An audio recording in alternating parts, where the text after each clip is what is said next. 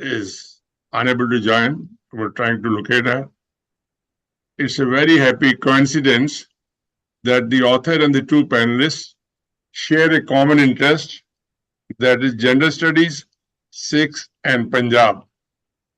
As you know, National Institute of Punjab Studies has been organizing lectures, seminars, and other functions in the area of Punjab. But our area of Punjab is different, not the present Punjabi speaking state, but the Punjab of history, the Pakistani Punjab, the Indian Punjab, and the Diaspora Punjab, which is emerging as an important field in Punjab and Sikh studies. A lot of work is being done by young scholars, maybe in USA, Canada, and other parts of the world. We welcome them. Institute has been arranging functions in collaboration with other universities. We arranged a seminar on 20th century Punjab with the University of London. Later on, we had an international conference on partition in collaboration with India International Center. Now we're planning a series of seminars, Punjab on the Crossroads, to discuss about the present crisis in Punjab, why the state which was first, it has gone to 16, number 16, and we don't see any immediate improvement. Now, every month we organize two functions, a lecture and discussion on a good book. In the past, we discussed many titles, and if you permit, I like to talk about 2 or 3 titles. A biography of Maharaja Ripudaman Singh by Professor J.S. Karewal and Professor Indu Banga. Bhai Veer Singh's Cosmic Symphony and its Poetic Resonance by Nikki Guninder Kaur. Royals and Rebels, The Rise and Fall of the Sikh Empire by Priya Atwal. Then Princess, Suffragette and Revolutionary by Anita Anand. And the book which attracted a lot of attention was Pratap Singh Kaur, a visionary. He was the man meant for Punjab. You know, Kaur, it was Kaur and Nehru's combination which made Punjab a modern state. When Bhakra Dam was inaugurated, they described this is the temple of modern India. Now we're moving towards other temples. I'm glad we're discussing a book, Woman and the Sikh Diaspora in California by Nicole, Ranganath. While there are half a dozen books on Sikh immigrants in Canada, US, and other countries, to my mind, there's no book on Sikh women migrants. You can imagine the pain of Ratan Kaur, first woman allowed to legally enter California. To my mind, there was pain here when she was without her husband, but she had a lot of social life company. Over there she went. She couldn't socialize because of language and cultural barriers. I think her, to my mind, suffering remained. I should not talk more about this because we have the author here. She'll be talking about this, and 2 distinguished panelists. Now, difficult job. How do we introduce 3 bright people, scholars, interested in gender studies, Punjab studies, and Sikhism? Now, after obtaining a PhD from School of Oriental and African Studies, University of London, Professor Anshu Malhotra taught history at the University of Delhi before moving to University of California, Santa Barbara as Chair of Sikh Studies. She is the author of several books, and her other book was recently discussed in Delhi, and research papers. I need to thank Anshu and Anne Murphy because they arranged a workshop on Bhai Veer Singh, Rethinking Literary Modernity in Colonial Punjab in University of British Columbia, Vancouver in 2017. Our second panelist, I hope she joins, Dr. Radha Kapuria, traces her family roots to West Punjab in Pakistan. She did her BA and MA from University of Delhi, MPhil from JNU, and then after obtaining a PhD from King's College London, she started teaching in the Department of South Asian Studies, Durham University, Great Britain. I learned about the author, Dr. Nicole Ranganath, after watching her documentary, Jutti Kasuri, and thereafter a review in the Tribune, and started locating her.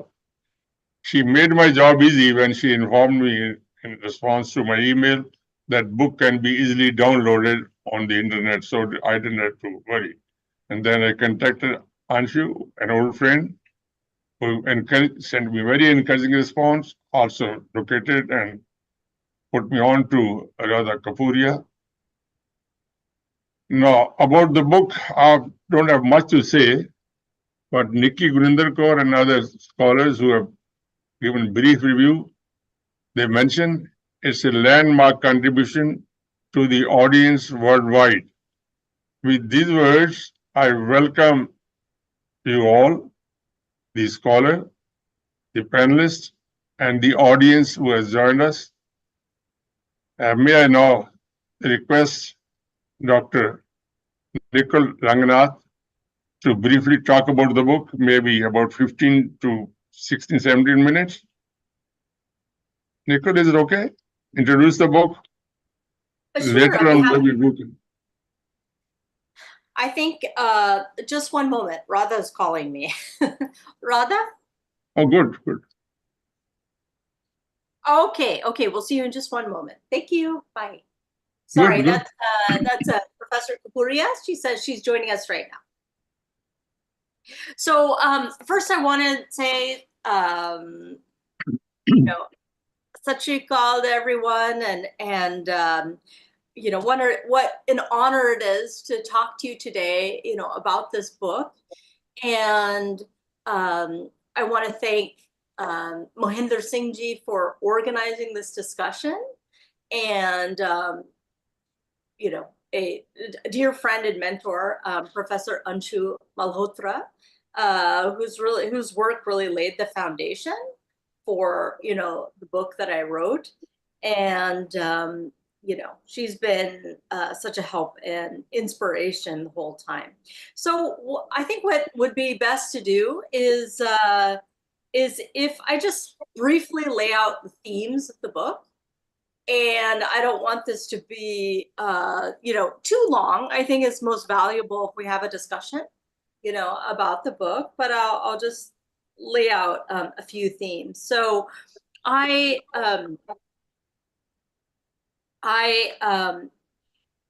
wrote recently about how all the creativity it kind of took to capture the women's lives that are the subject of this book. Because, as historians, we generally rely on textual sources. And in this case, for the first sort of generational cohort of women in the South Asian diaspora who settled in the United States, many of them could not read or write. They're very orally illiterate, but they couldn't read or write. Welcome, Radha, who introduced you in absentia. I'm so sorry. Hi. We'll see you. So I'm just laying out a few of the themes for the book for about 10 minutes, and then we'll have a discussion. So I was talking about some of the methodological strategies that I had to develop to actually write about this cohort of women's history, because they left almost no public record about their lives, and even the barest facts, like about their birthdays, for instance, were not accurate. So let me just lay out a few of the themes of the book that charts the transoceanic history of South Asian women in California through their speech and songs throughout the 20th century. And I found that the pathways that I found to really capture kind of and discuss their interior lives, their emotional lives, and as Mr. Singh Ji mentioned, about what it was like for them to travel to the other side of the planet and try to adapt to a foreign culture were only accessible by conducting oral histories and by talking about the music that they listened to and performed. So this book reimagines the history of the South Asian diaspora through an examination of gender and the dynamic interplay of water and land in the cultural history of Sikhs. Based on 6 years of field work in rural Northern California and Punjab, I explore song as a window into the interior lives of Sikh women through their performance of diverse song genres, anti-colonial protest songs, wedding folk songs, devotional music, and rare autobiographical songs. And perhaps if I will share my screen,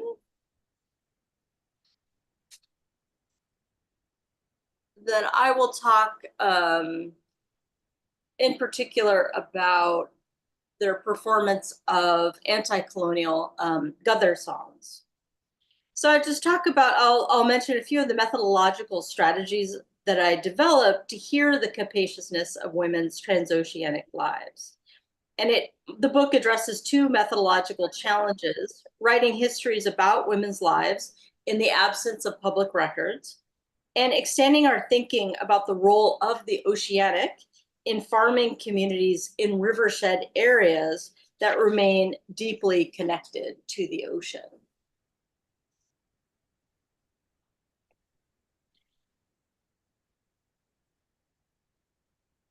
And my work challenges a core theoretical assumption in diaspora and oceanic humanities in which men are portrayed as mobile and women as stationary. By investigating the deep cultural associations between women, mobility, and water in Punjabi culture, this talk articulates how Punjabi Sikh women were associated with the fluidity of water and air, and men with the fixity of inherited land. And it theorizes how ocean as method aids researchers in accessing and interpreting women's mobilities. Through a navigation of my own riverine research journey, it offers strategies for capturing the capaciousness of women's mobilities, as well as the need for a historical biographical approach in interpreting their transoceanic cultural expressions. And it proposes a new metaphor for the Sikh diaspora, pearls from the seven seas, to articulate the global dispersal of Sikhs around the world, as well as the historical moments and places in which individuals strung together necklaces of local and global communities through song. And I liken women's resilience to individual pearls that reflect the process by which women transformed hardships into objects of beauty through listening to, singing, and composing songs. And then finally, I'll suggest creative ways for using multimodal technologies to share our research with the general public, especially the subjects of our research. So,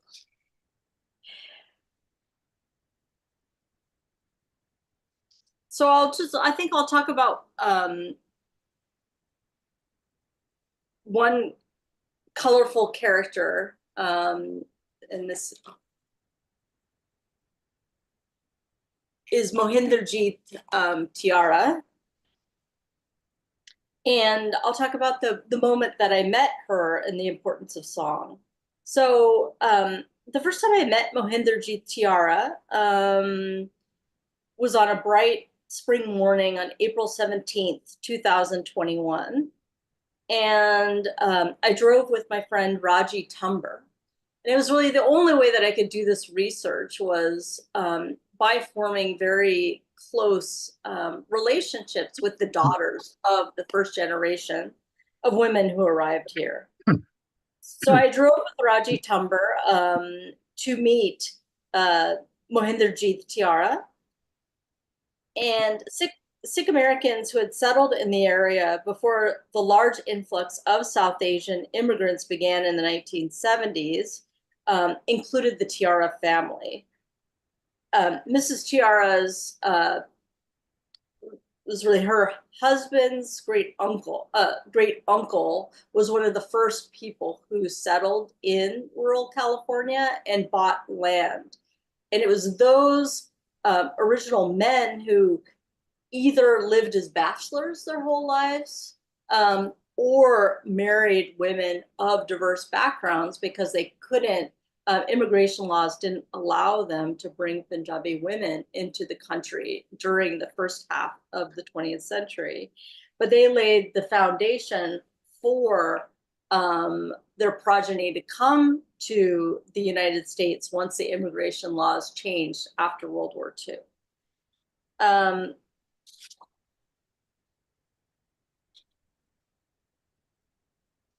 I think this gives you an idea of one of the early women. So when we came to interview Mohinder Jeet, who is known in the community as Mama Tiara, Raji's family and hers were part of the same social circle who came up together in rural California right after World War II.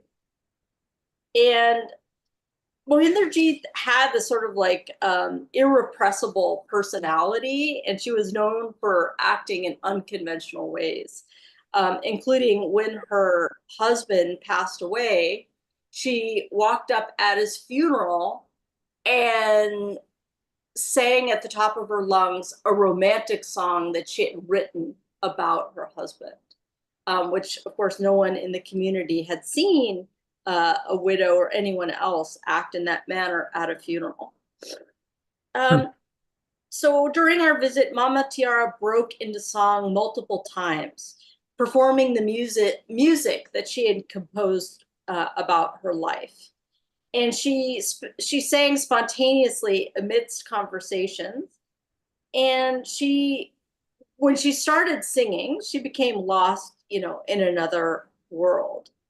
And really all the emotions that she experienced, being born in Burma, having her family, sort of exiled from Burma, returning to Punjab. Then she grew up in Iran, where her father worked for the British Oil Company. And then she returned to Punjab to get married. Shortly after that, she traveled to the other side of the world to join her husband, who lived in Yuba City. And then her family was part of one of the successful farming families in Yuba City, where she spent the rest of her life. So she sang a very fascinating mix of songs that combined Punjabi love legends, concepts that she learned from multiple religions wherever she had lived, and then also some tropes from Bollywood music. Let's see here. I think I'm just going to talk extemporaneously about some of the women and about the book more generally, so that we can have an open conversation. As Mr. Singh mentioned, the first Sikh woman who settled in the United States arrived in 1910. Her name was Ratan Kaur. She had descended from a line of Kuka Sikhs, and her family, lived a kind of itinerant life, traveling to wherever her husband could get work. And she lived a very isolated and lonely existence because she couldn't interact with other women at all, much less Punjabi women. Her daughter, Kartar Kaur Dillon, was probably the first, her and her sister, the first Sikh women born in the United States. So she was born in 1915 in the Los Angeles area.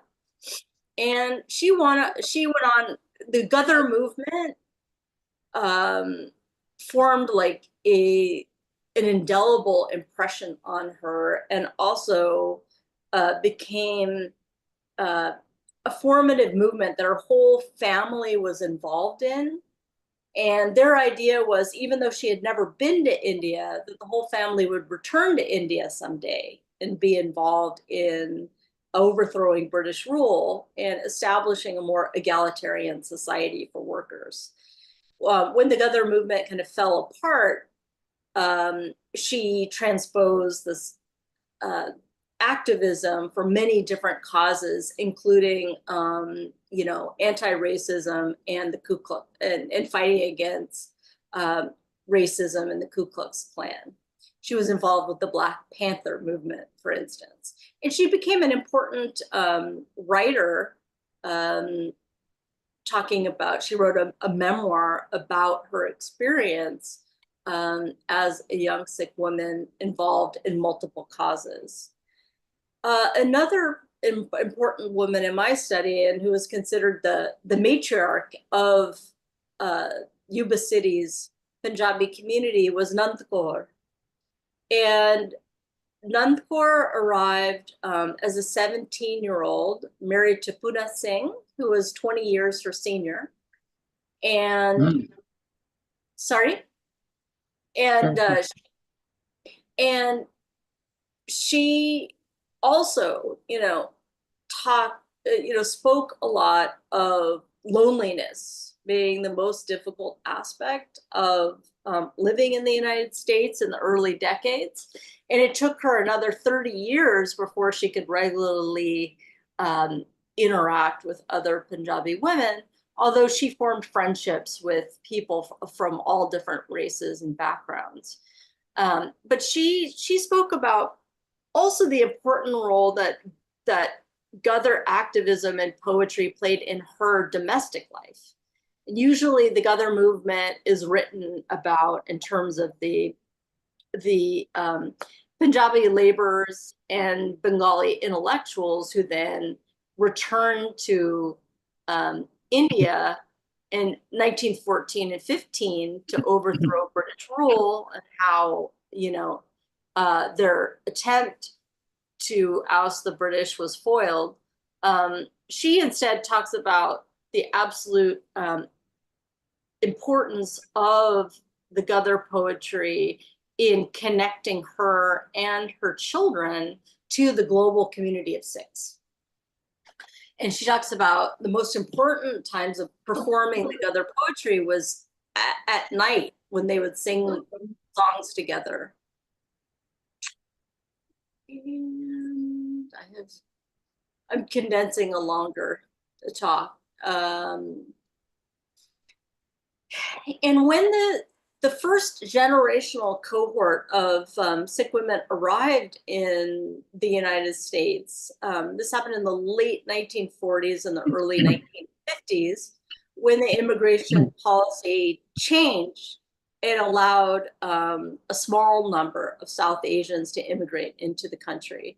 And when the first Punjabi Sikh women arrived, they entered a very hybrid community where the normative kind of Punjabi family involved older Punjabi men, primarily Sikh, but to a lesser extent Muslim, and with very few Hindus, and them marrying women of diverse backgrounds, especially from Mexico.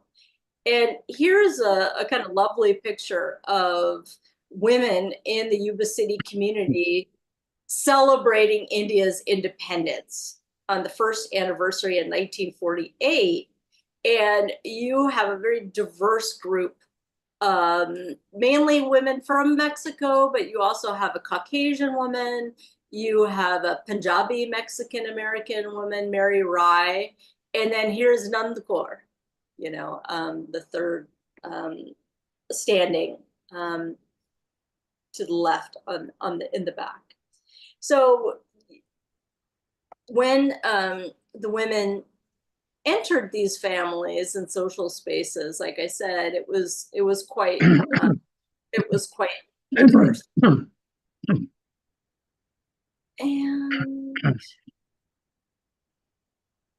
And a lot a few themes about what women experienced after they arrived was that was not only that they were oftentimes felt extreme pressure to adopt to American society very rapidly. And there was still so much racial hostility in rural California against, Sikhs that Nand Kaur would advise the newer Punjabi women who arrived that it wasn't safe for them to go out in public wearing Punjabi suits. And so they would, like, here's Nand Kaur dressed as an American housewife.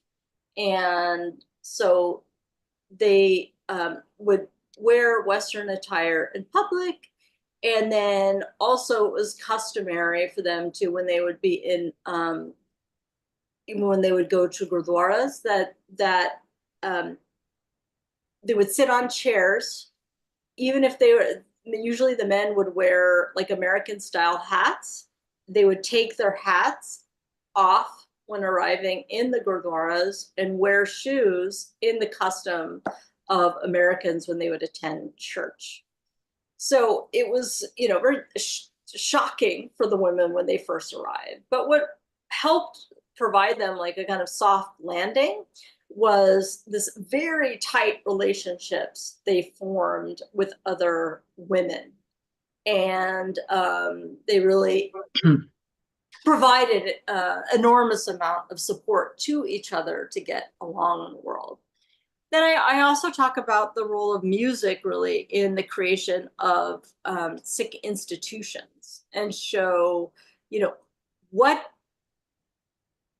not only the valuable contributions that women made, especially in Nand Kaur, in establishing like a local Gurdwara Sahib in Yuba City, but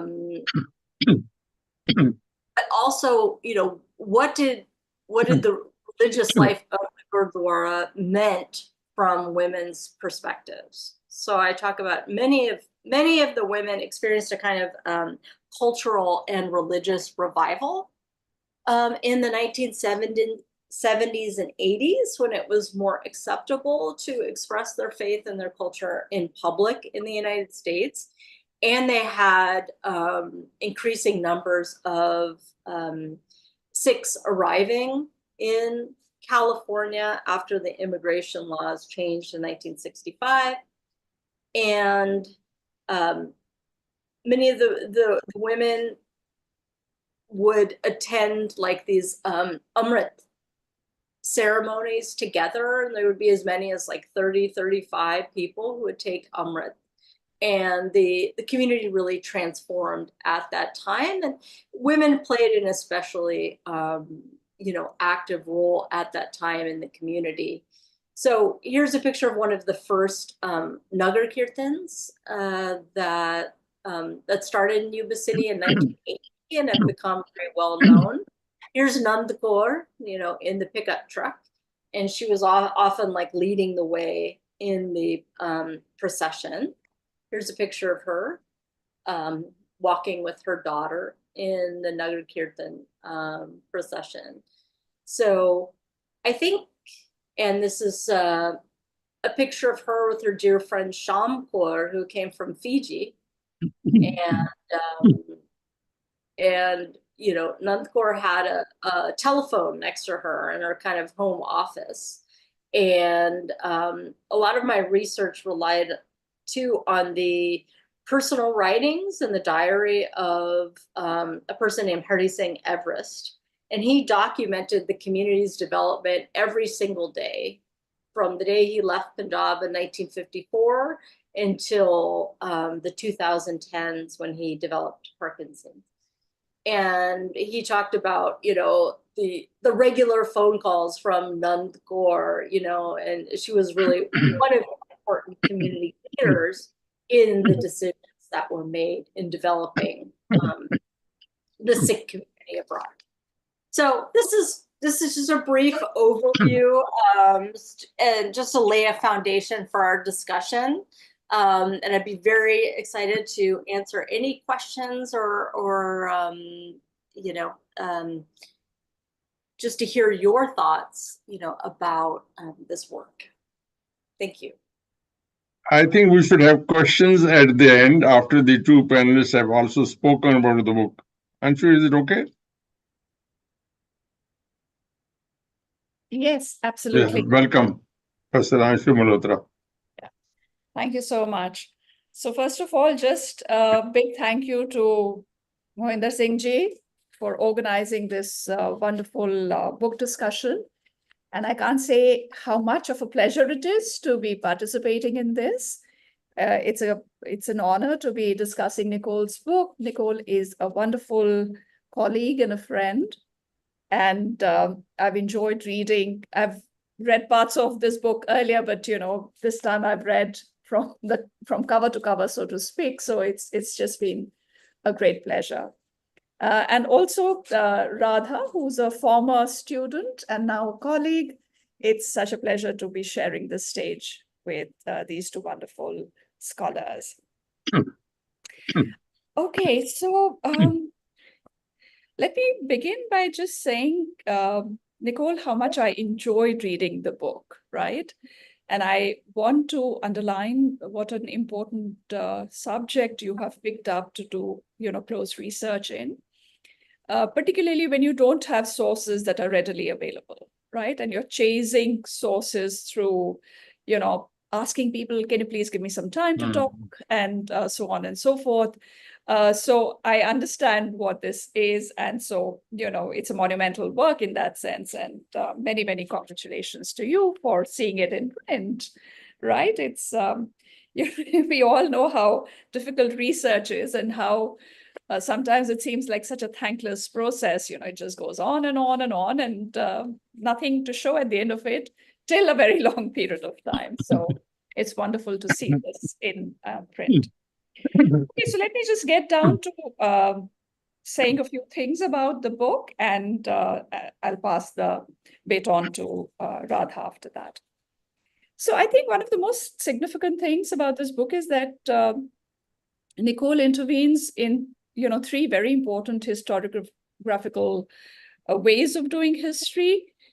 She's obviously spoken a lot about this right now, about doing women's and gender histories, and how, as I just said, how difficult that is.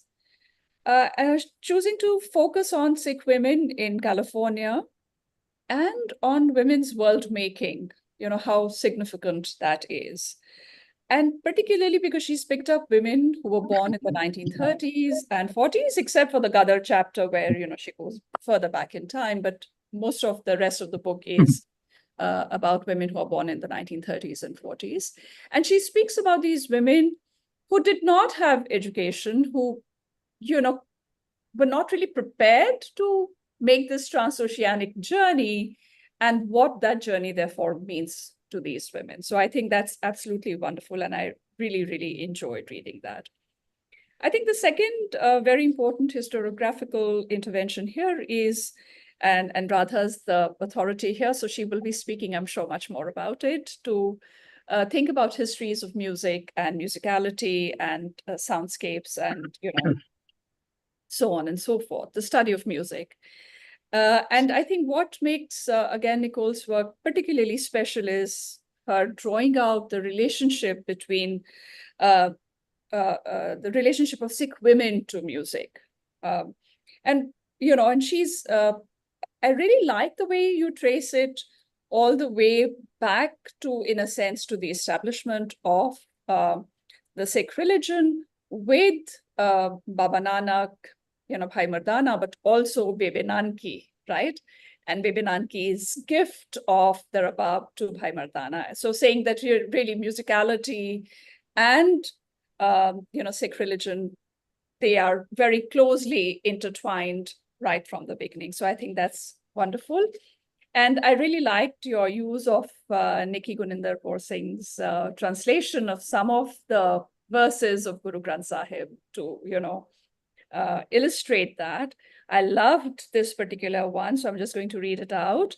Gavyai sunyai man rakhyai bhav, right? So just very, very beautiful verses over there. And again, as you just mentioned, there's a whole lot of genres of music that you explore, right from the Gadar revolutionary songs to folk music, to Baramasa, to devotional music, and so on and so forth. So really wonderful. But what really kind of struck with me was that none of these women are actually necessarily trained in music, right? So this is a music that forms a part of culture that's kind of imbibed with, just being born and brought up in a particular culture. So in a sense, a kind of an everyday musicality that women inherit and then, pass on to the next generation. So it's a kind of you could also say this is a kind of an everyday history of music, which I found really, really interesting. And, I think your use of Kiran Narayan's everyday creativity to show this is an everyday creativity that women have. So again, just wonderful. I enjoyed that very much.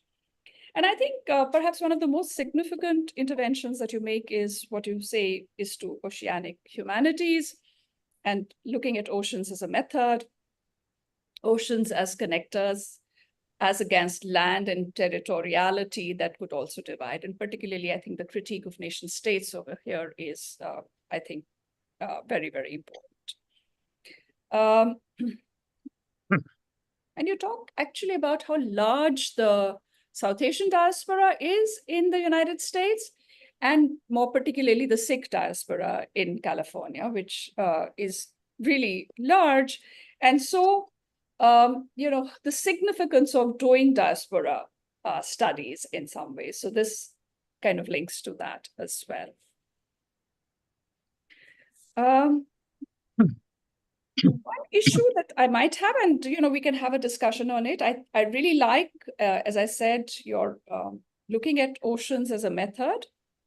But I think you also then go on to speaking about how it is central to Sikhi, and I totally agree with that too, because the very formulation of Guru Granth Sahib is music based, and so undoubtedly.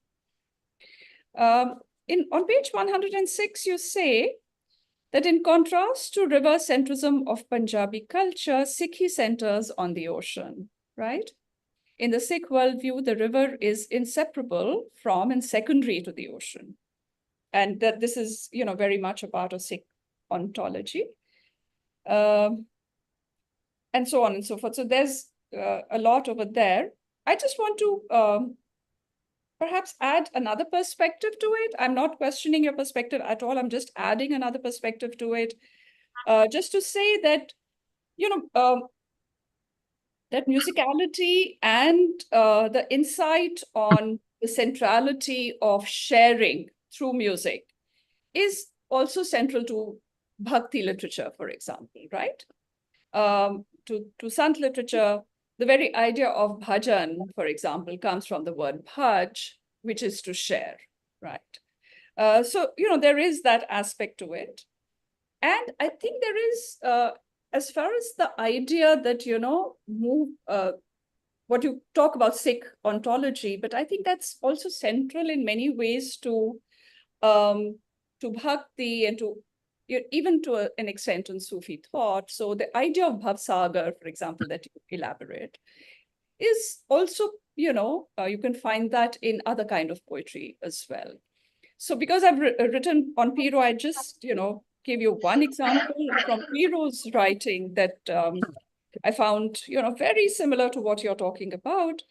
So Piro, for example, writes in one of her Seharfis that आओ मिलो सहेलियों रल मसलत करिए भय समुद्र अथाह है कहो किस बिध तरिए पीरो नाम जहाज है गुरखेवट मेरा पौन प्रेम चलावसी पार होसी डेरा. So she's really saying that, come friends, let's consult together.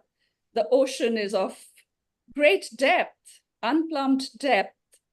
Which way shall we swim? Piro says, name is my boat and Guru my boatman, right? He'll blow the breeze of love and we'll encamp on the other side. And I also thought of Sultan Bahu's very famous lines, which are Dil darya samundro dunge Kaun Dilandi Jane Hu, right? That the hearts, or the hearts, what happens in the hearts are deeper than the oceans, or the rivers of the heart are deeper than the oceans, right? Who can fathom what is in the hearts? So there is a lot, I think, across the religious space of Punjab on the idea of water as a connector to the other world.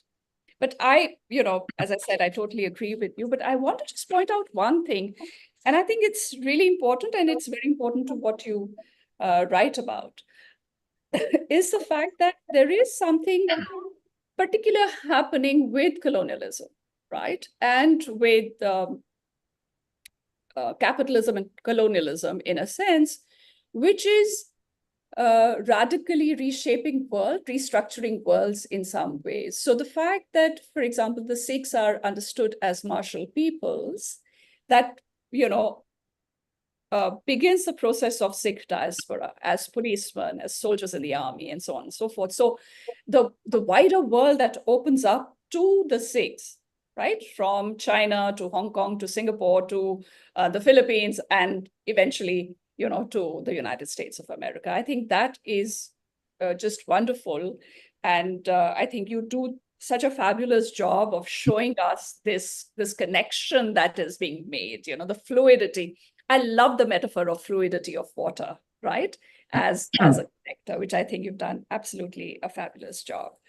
And even when you talk about Nanak's travels and so on, I think Nanak's travels are, and I'm just saying that 19th century, I think, is very crucial for restructuring in that sense, because Nanak's travels are very much within the known world, After all, Al-Biruni comes in the 11th century, Ibn Battuta comes from that world in the 14th century. So going to Makkah, right, is very much within the cosmology of Punjabi religious authorities, religious men, particularly, I would say. So I think, that's just something that I think. But I agree with the metaphor that you're using, and I think that's just absolutely great. Now, there were so many small nuances and little insights that you provide throughout the book that were absolutely fabulous. I enjoyed them so much, I can't begin to tell you. I'm going to point out two particular things, and then maybe one or two other things that I found really amazing about your work, and that really spoke to me, as I was reading through. So in chapter 3, for example, when you talk about the double passage, women's, fluidity, women as fluid in some senses, women as marked by, the metaphors of wind and water describing women, or movable property that women themselves are sometimes, and the property that they take, right? So this fluidity that is represented by women, I thought that was really interesting vis-a-vis man's fixity with land. And at multiple places, you highlight this, for example, the comparison of women with birds. So the idea of kuriyan chidiyan, for example, or when you talk about particular folk songs, Sada chidiyan da chambai, baba lasa turujana. So, I thought that was really just very, very interesting. What I found, and I want to emphasize this, really fabulous was when you talk about the folk songs called Vidai.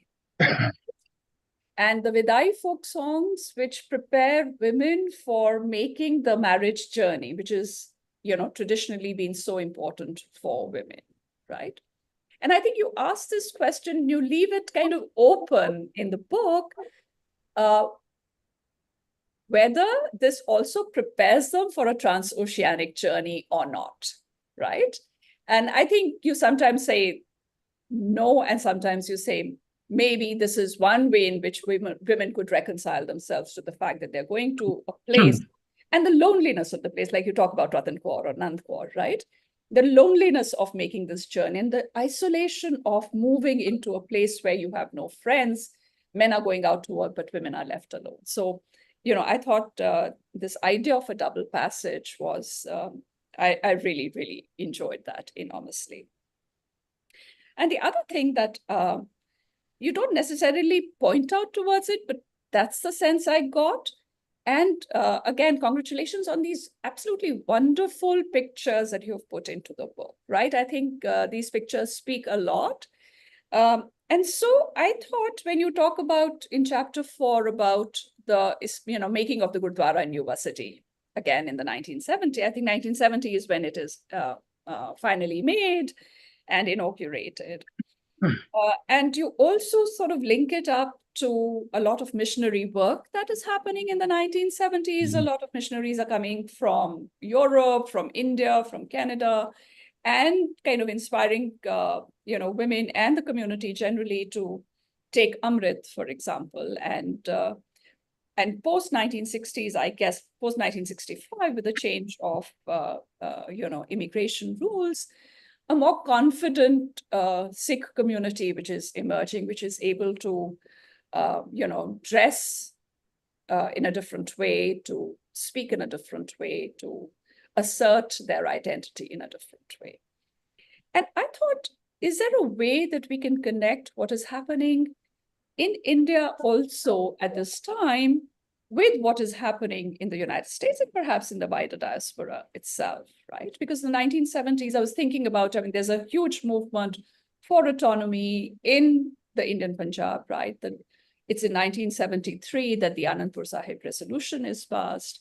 And, it's towards the end of the 1970s that you have the rise of Bhindranwale as well. So I was wondering if there's a way to connect these two things. I think there are lots of things in your book that are pointing towards that. And, that's a thread that I thought, to me, it really spoke to me. And I was trying to just connect it in my head. This very, very important issue. So these two things that I really thought stood out for me in the book that I enjoyed so enormously. And then just one or two other things that I really enjoyed reading, the idea, and that I found again in multiple other things, that all these women, when you spoke about, forgetting the name, perhaps Bhajan Kaur, or even Mohinderjit Thiara. Yeah. He was trying to say Harbhajan Thakkar.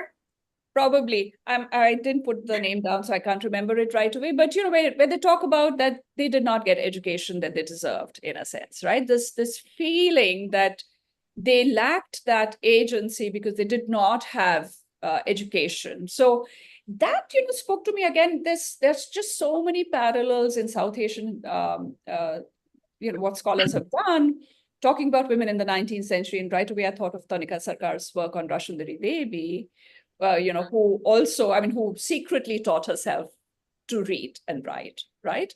And I'm again forgetting the name of this other woman who Ruby Lal has worked on, who once again taught herself to read and write, using the coal black of, and trying to write the letters alphabet quietly on the terrace, right? So this desire that, to education, and that we are not getting the education that did not allow us to become the potential that we had, right? That feeling of loss, I think, is across South Asia in the 19th century, in the early 20th century. So it really spoke. And some of the women who became kind of proto-feminist women, I could say, someone like Pandita Ramabai or Rukaya Sakhawat Hussain, were women who actually managed to get education, again on the sly.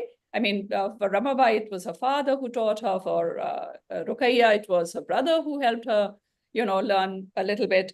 And they use this to become more agential women. So again, that's something that really spoke to me.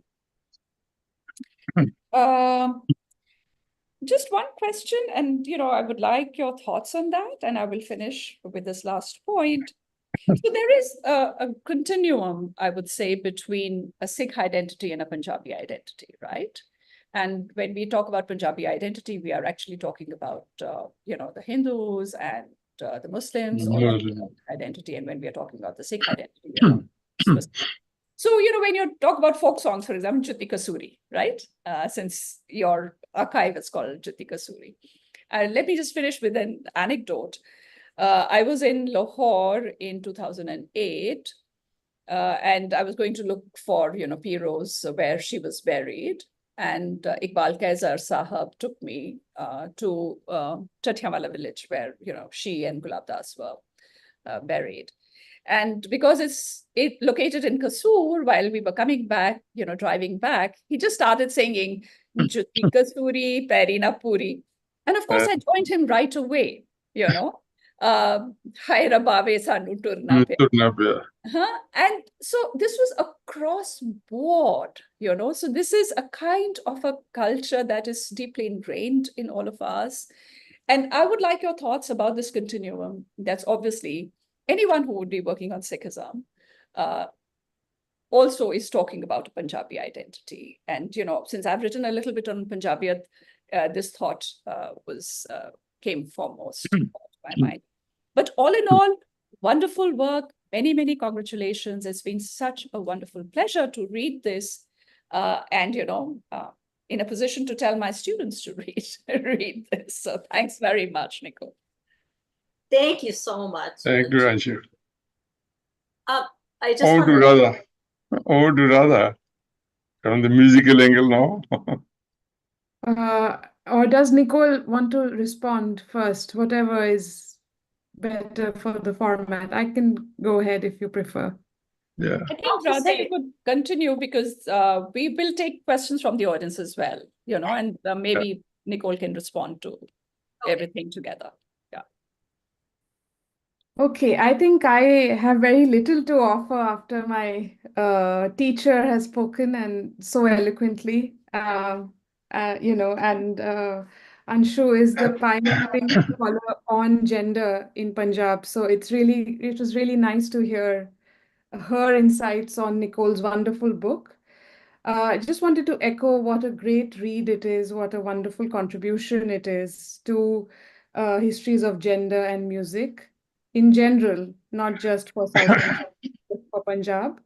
I thought it's really nice that you talk about microhistory being an important approach for writing the history of these first generational Sikh women in California.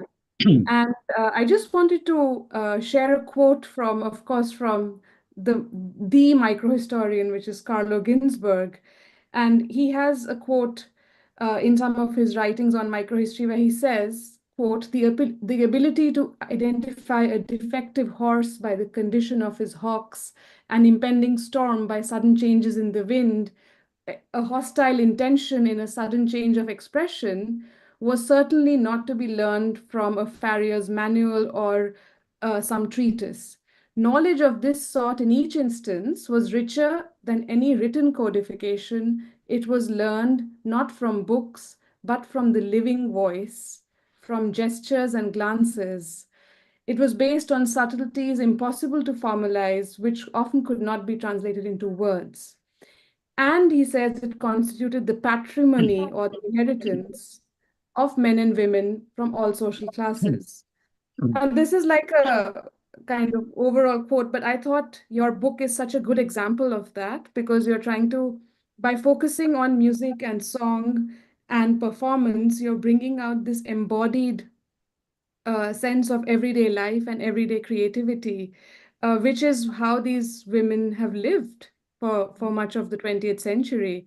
And I think the song becomes such a good tool and such a good source and archive for writing this history because of the lack of written sources. I was also really intrigued to see how, in this situated history, you are grounding the experience of these women in the conjoined ecology of both Punjab and California, symbolically conjoined. and how water is at the heart of your analysis and of life in California and Punjab as well.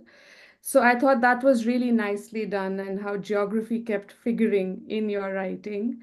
Um, but also you move beyond the river. This is something which Professor Malhotra touched upon, that you move beyond the river centric imagination, which is very key to Punjabi hydropoetics. And you examined Sikh women singing the seven seas by integrating insights from the ontological tradition around the Bhav Sagar, for example. And I thought that was really interesting in saying that your argument that in Sikh families, especially in the diaspora, there is a triumph of music over geography. Unlike the traditional Hindu idea of crossing the seas as a sort of exile, or crossing the Kalapani is loss of caste, this is not the understanding in the Sikh tradition, where you emphasize that music, song, and performance is what creates home for Sikh families in the diaspora. So I thought this juxtaposition of music triumphing over geography was really interesting. And so I thought that was a really nice way to repeat your idea about ocean as method, and your conversation with critical ocean studies, which was really refreshing. Yeah, I think the two motifs, the two recurring motifs of water and the nightingale, or birds of any kind, which you also refer to as, women as fluid as water and air, is really interesting. And I think for me, it connects to the research I've done on courtesans of Punjab as well. And these were women who were mobile and always, on the move in search of patronage and employment opportunities. But of course, they were not tied into traditional marriage or patriarchal boundaries in that way. So these women often also, I think, there is a text which I'm currently looking at, which is from Multan in southwest Punjab, where a courtesan who is constantly traveling on a camel sometimes describes herself as a peacock, and she says, we are not like pigeons. So she's trying to make a hierarchy between different birds and saying that if we fly to a place or fly away from a place, we're not coming back. We're not like pigeons who keep coming and going. If we leave a place, we have left. So there is that sense of pride and autonomy as well, which is coming through in this courtesan's, verses. I also was very intrigued to see the structure of the book, and I thought it was a very refreshing and very brave scheme to propose that your chapters are organized around historical era and or phase of life, and reflecting those phases of life or historical eras through a unique genre of songs. So you start with the Qadar revolutionary anti-colonial songs in sort of the first chapter, then move on to wedding songs, and then you look at the 70s and 80s and the revival of sacred music. And finally, you conclude with the rare genre of autobiographical music, which I thought was the most interesting one for me, because A, it is rare, and B, it is, in a sense, chronologically the most recent. So I thought, my questions would be, I would have just a few questions to end my comments. First, to say that if you can share a bit more about why this is so rare, and are there any other strategies of searching for the autobiographical voice, which is something, again, that Professor Malhotra and Siobhan Lambert Hurley have worked on in speaking of the self. So how else can we find the note of the sort of autobiographical song or, voice in other ways? I'm thinking of my own grandmother, my Nani, who also wrote lots of songs And she wrote bhajans, so she wrote Sai bhajans, but those were all connected to her own personal kind of crises and her own personal journey. So it was, in a sense, connecting the sacred with the autobiographical. So, for us, we can read clues into what was happening in her life at the time based on the song. And yeah, finally, I was really intrigued to know how Mohinderjit Kaur Thiara became emblematic, and she became like the symbol of, in a sense, you used her to start your first chapter on, which is your methodology chapter, and you keep coming back to her as well. So she is clearly a really important figure. So are many of the others whom you have mentioned, and they're so wonderful. But if you can tell us why you thought of, centering the book around her in so many interesting ways. And what I was just curious to know, what is the intergenerational legacy of these songs? Because obviously you have done a great service to the community and to these families by preserving this history. But I'm curious to know how much these songs are remembered or carried over by the subsequent generations. And again, it comes from a personal concern, because the only reason we remember our Nani's songs is because my Nana actually printed them in a small booklet some years after she died. So we have actually something to hold and read. So that was my questions to you. Thank you for such a great book. And thank you, Mohinder Singh Ji, for the invitation. You could join. I'm extremely sorry. I think No, it's fine. Time difference. I completely messed it up. I'm so sorry. You missed only introduction of you and your teacher. That's all. Now, Anshu, what do you suggest? Now we can take questions from the audience, limited questions. And I request that any person who's going to ask question should address the question to a particular, maybe to Nicole or maybe to a panelist. Is it okay? They should clarify whom the question is addressed to. So, yes, but Nicole is opening the to the best audience. person to be answering questions because it's her book. We are just sort of appreciating the wonderful work she has done. Well, friends in the audience, if you are listening to me, you are welcome to ask question to the author and maybe later to the panelists. Any question? Huh? How come we left a lot of time for Manjeet? Huh?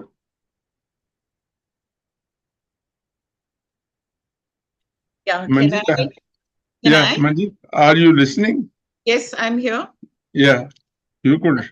Am I audible? Yeah. Okay, Nicole. Audible, not visible. And the Nicole and the panelists, it's really a great work. I really enjoyed listening to you, all of you. Yeah, Thank fine. you so much. Yes, please.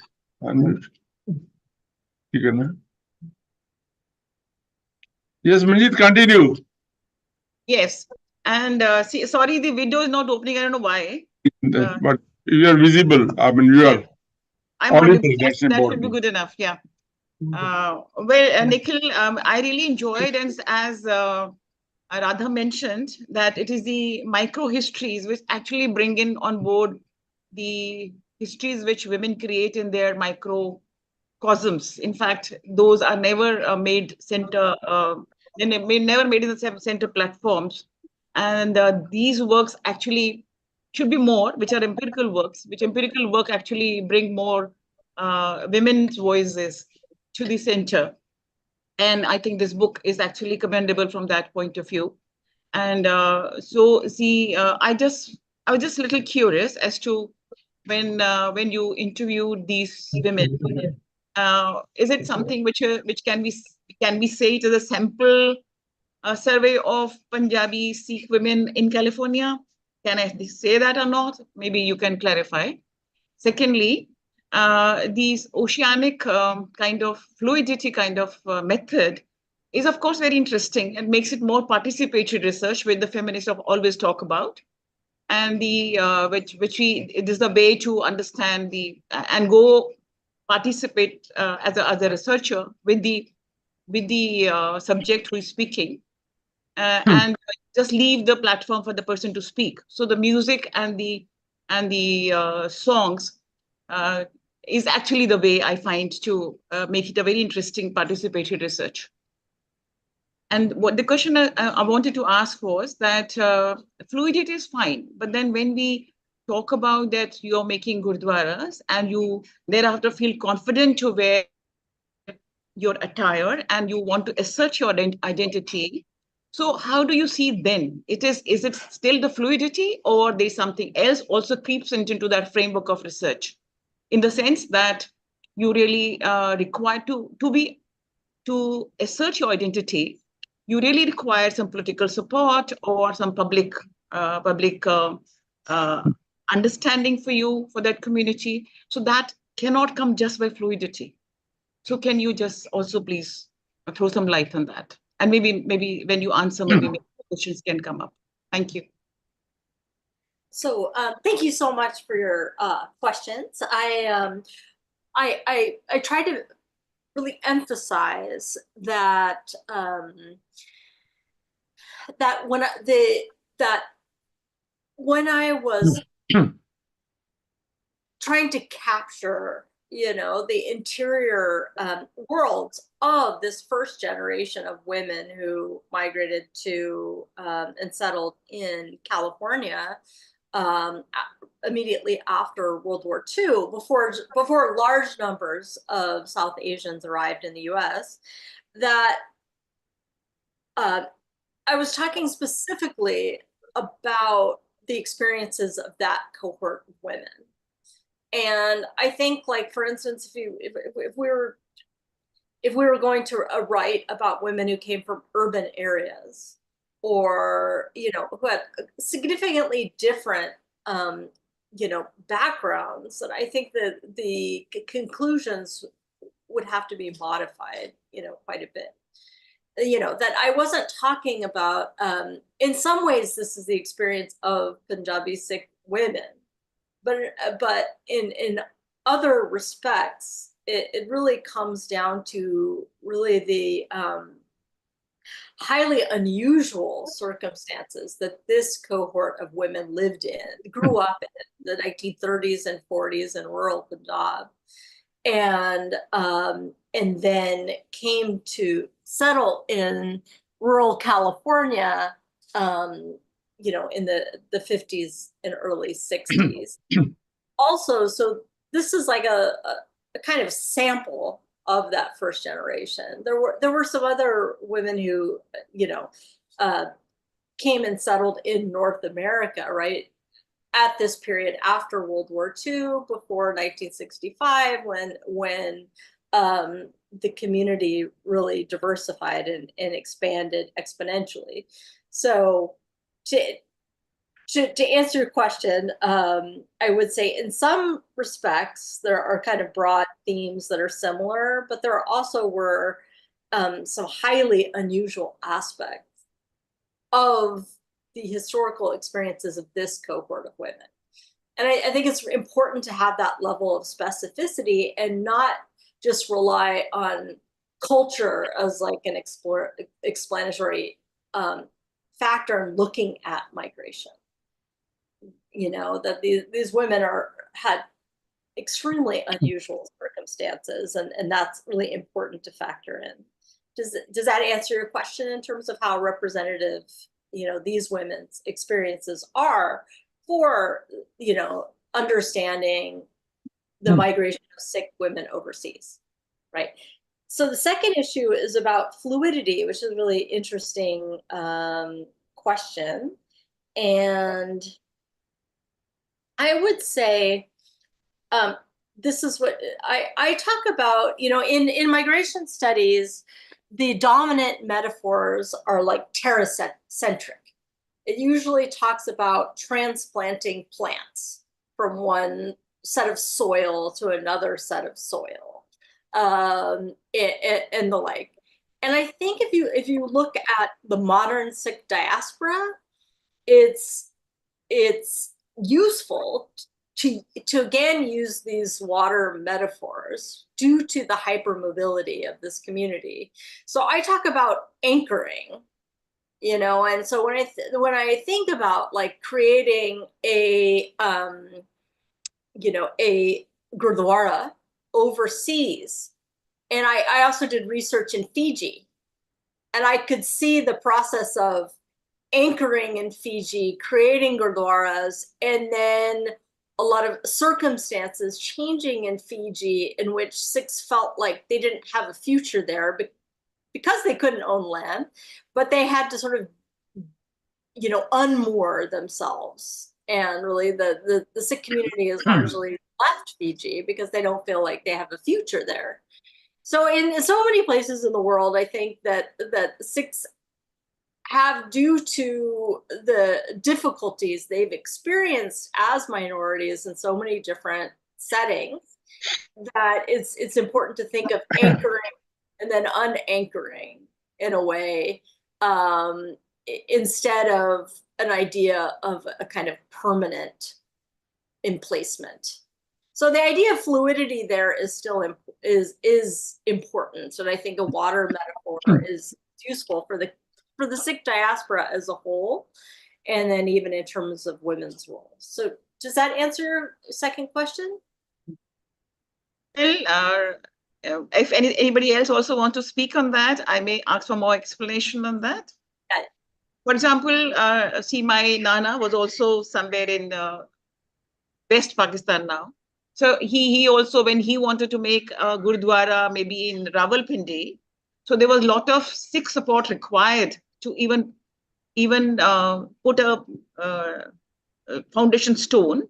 They had to bring so many Sikhs from different villages to actually anchor that. Now, in a foreign land where you can't even wear your own clothes, the kind of identity you have here in Punjab, in which you are otherwise connected.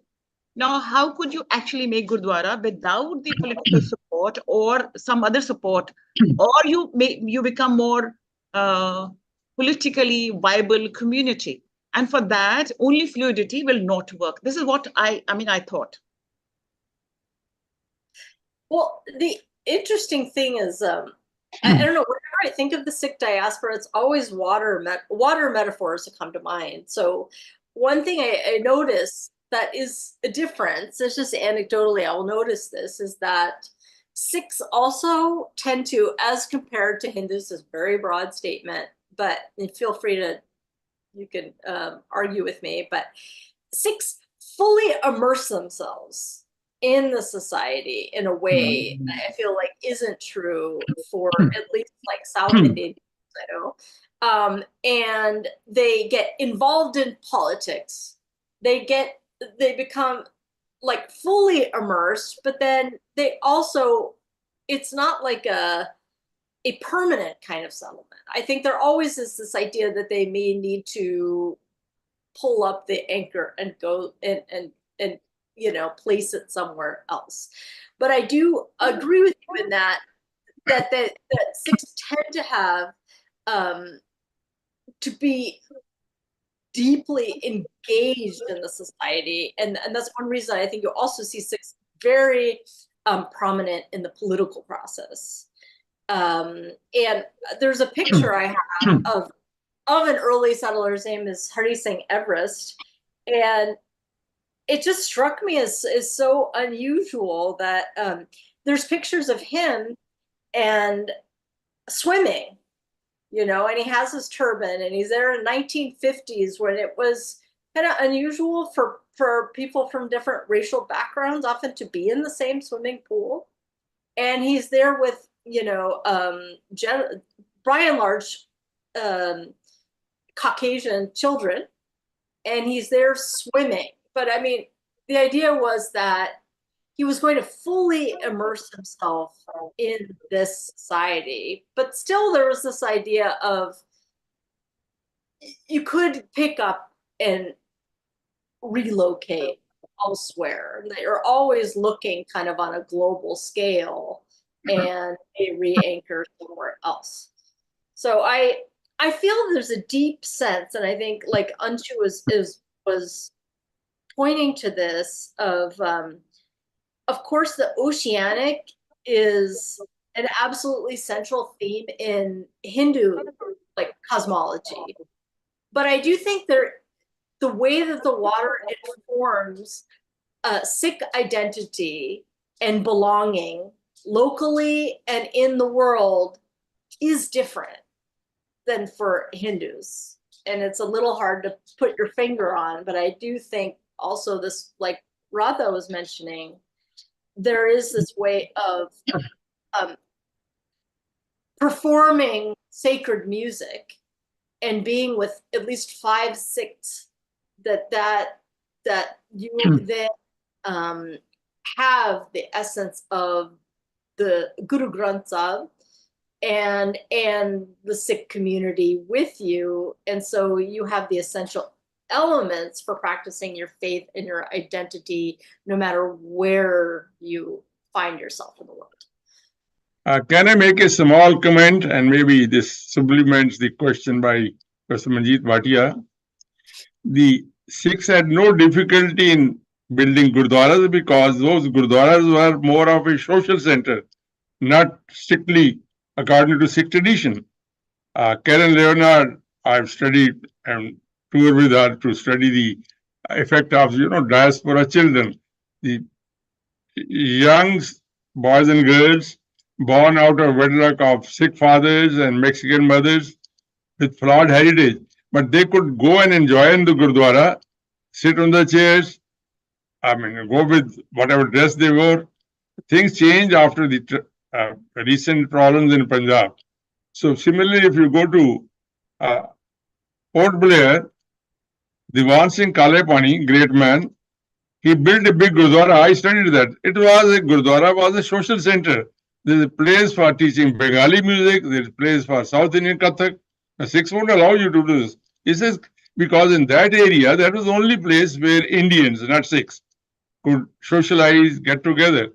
It is only the later development that Gurdwara is becoming different. And there's a very moving account in Karen Leonard's California's Pioneering Punjabis, where Mula Singh says, look, earlier I could come with my wife, Mexican wife, with her Mexican dress, children with wearing skirts, and nobody objected. Now I can't enter that Gurdwara. So there's a change. So that Gurdwara was, to my mind, more of a place for socializing.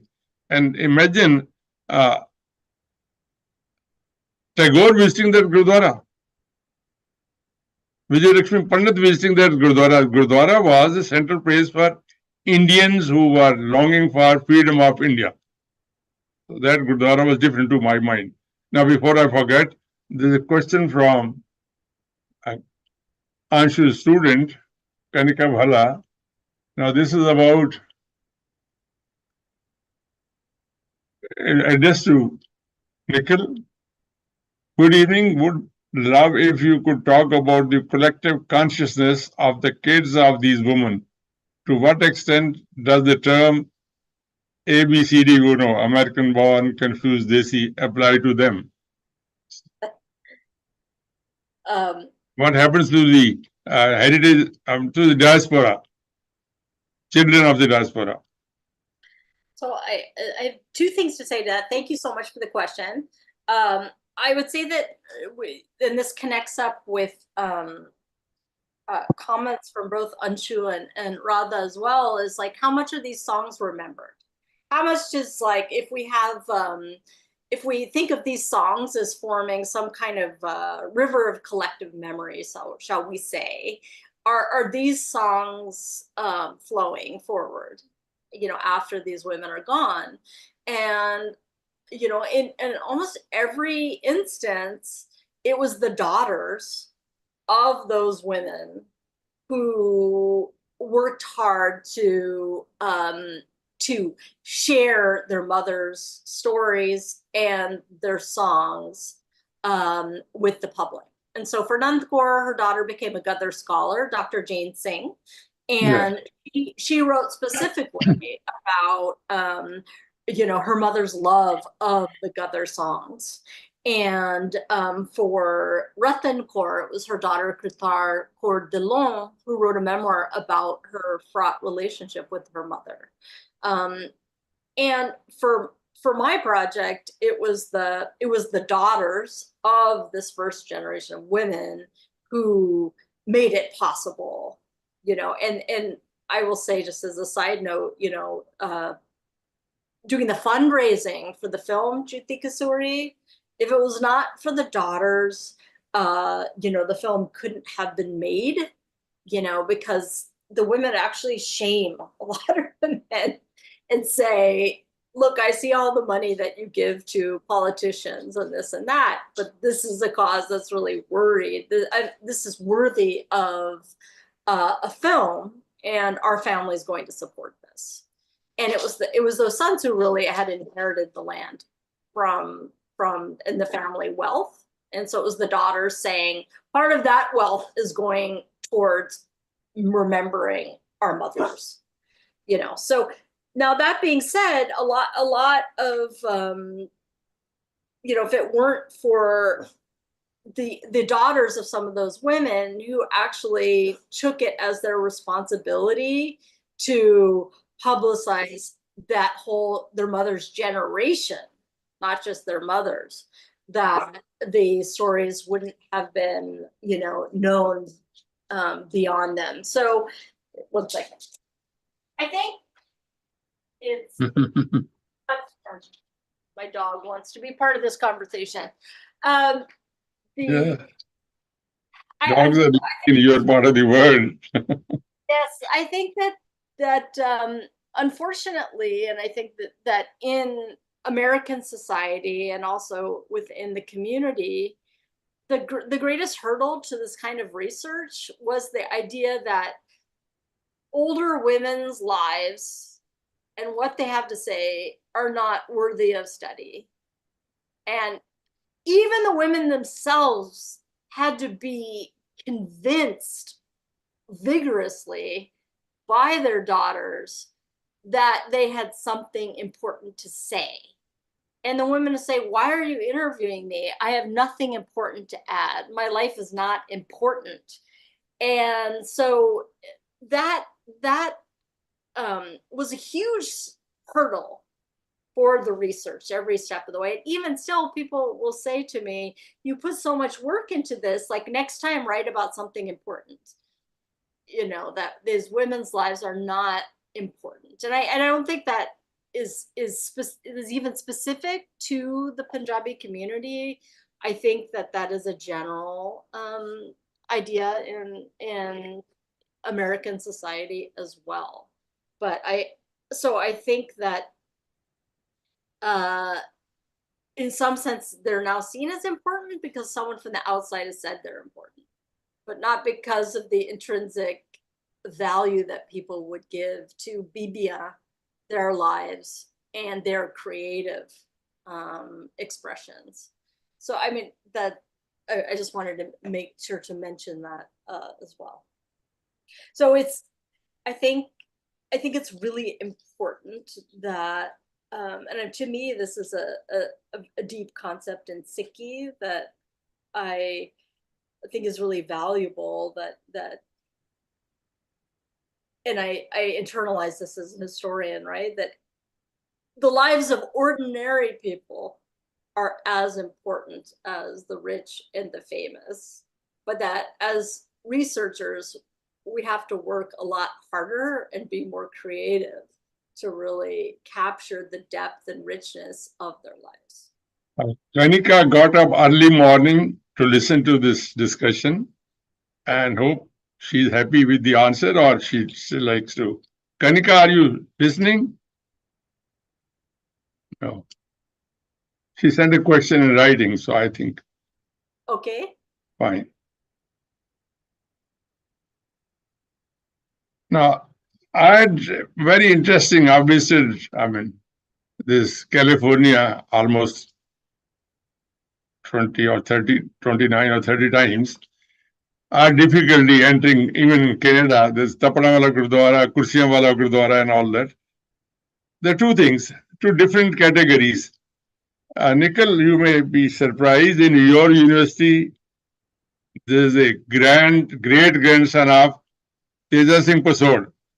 Anshu, Teja Singh Pasod was the one who prepared new Guru Granth minus the Bhagat Bani because he felt Bhagat Bani is inferior. Very strong about it. Bhagat cannot come at par with the Gurus. He tried to be wiser than Guru Arjan himself, maybe. His great-grandson is a Nihang Bana, Sikh father, American mother, and full-fledged Nihang Bana. I was surprised. Mother was feeling very odd. He was studying the Guru Granth Sahib beats. I said, how do you feel in the campus? You see Davis. He says, no, this is a very tolerant society. Things have changed. I mean, what we're talking about 1918 is different than 2018. Things are okay. But he's happy. He says this is doing engineering, but would like to have this same dress. So he's happy. I think I know who you're talking about. Yeah. But he attends UC Davis, and yeah, he's very much involved in the Punjabi program. Okay, so you know him. Yeah. Good, good. Yeah. So the pleasant job of thanking you all. What else? I really need to thank all of you. Nicole, because she gave us a chance by producing this book. Anshu, because I learned she's in Delhi. I wrote an email to her and quickly responded in a positive way. Thank you, Anshu. And her student, Radha, equally contributed. My colleague, Manjeet Kaur, she partly joined. And especially to the audience who have made efforts to join in different time zones, who are thankful to them. And if you permit me, I'd like to announce some of our next programs. Some of you might become interested in this. There's a man called Harinder Singh in USA, Sikh Research Institute. He is coming to visit India. He will be speaking on lecture on Sikhi and history, but by Harinder Singh. I think Anshu, you know about Harinder Singh, Sikh and Nicole. Then we're celebrating centenary of a great poetess, Prabjot Kaur. That is on 17th October 2024. Workshop on Punjabi language by Harjeet Singh Gill, a great linguist. And then the next series of the seminar on Punjab at Crossroads, that is Politics and Society of Punjab. In case you are interested, this online also available online. So with these words, I thank you again. I do hope you all enjoyed this online discussion. Thank you very much. Thank you so much. Thank you. Thank Great. you so much. We'll stay in touch, I think. Good. You've got a copy. Good. I'm waiting to reach